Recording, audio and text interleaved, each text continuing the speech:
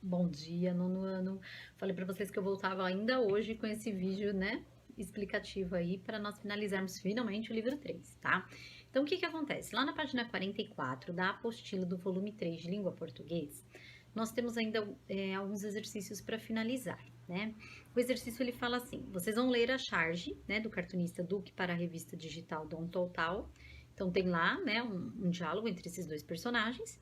E na sequência, a letra A fala para vocês unificarem as falas dos personagens por meio de uma conjunção que estabeleça a relação de a ideia de oposição, né? Então, as orações, cada um tá falando, né? Cada personagem tem uma fala, vocês vão unificar, transformar em apenas uma.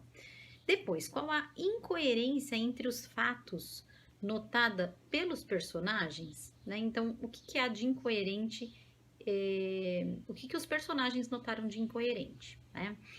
O exercício 16, ele tem um texto que chama assim, o título é Algodão que nasceu em sonda chinesa no lado escuro da lua já morreu. Então ele fala de uma pesquisa, né, de alguns experimentos que fizeram, etc e tal. Então vocês vão fazer a leitura desse livro, desse texto, tá? E assim que vocês fizerem essa leitura, vocês vão fazer os exercícios que seguem, né? Porque ele fala assim, ó, é um exercício de conjunções e locuções conjuntivas. Só que para vocês fazerem diretamente o exercício, é importante que vocês façam a leitura desse texto, porque, olha só esse exercício, vocês vão reescrever os períodos acrescentando as ideias sugeridas entre parênteses.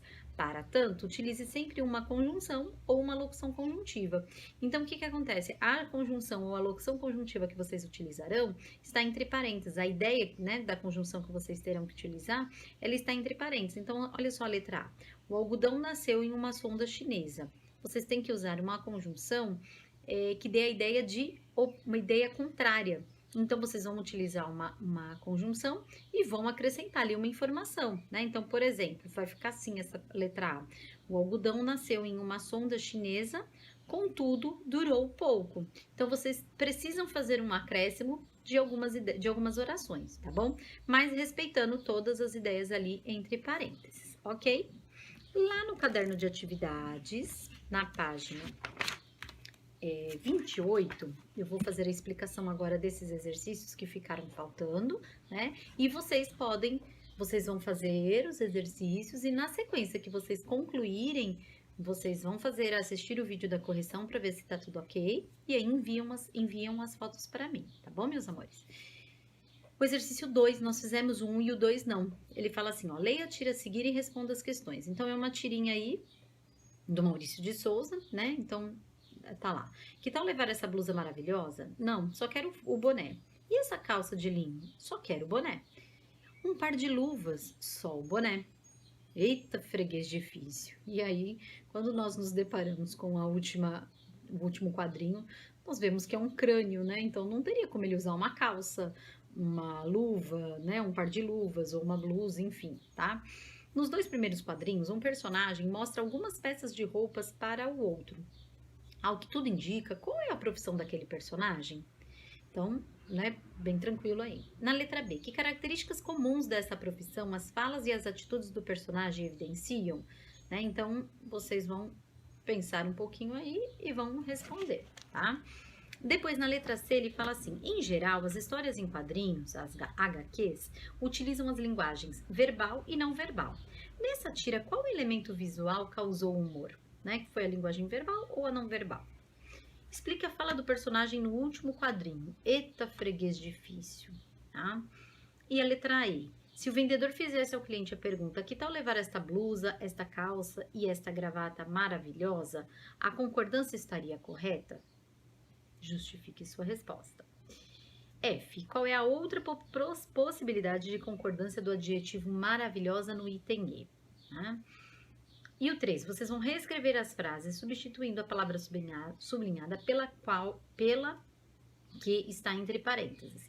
Se houver duas concordâncias válidas, perfeito. Só que vocês precisam indicar quando a oração tiver a possibilidade, né, de duas concordâncias, aí vocês anexam, ok?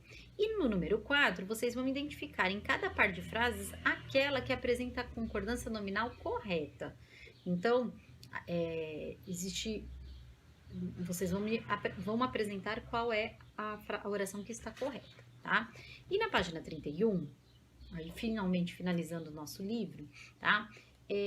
Tem a capa de uma propaganda, a capa de uma revista, da revista Veja, e tá lá, uma chance para todos os animais descartados. Com milhares de pets vivendo nas ruas da capital, alguns deles tiram a sorte grande e conseguem uma nova família ou abrigo em ONGs especializadas.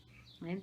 Procure no dicionário alguns significados da palavra descartar e anote-o nas linhas a seguir. Então, isso daí até aí é tranquilo. Que tipo de coisas as pessoas costumam descartar? Também está tranquilo. E, em sua opinião, por que o produtor do texto optou pelo uso dessa palavra? Também segundo sua opinião.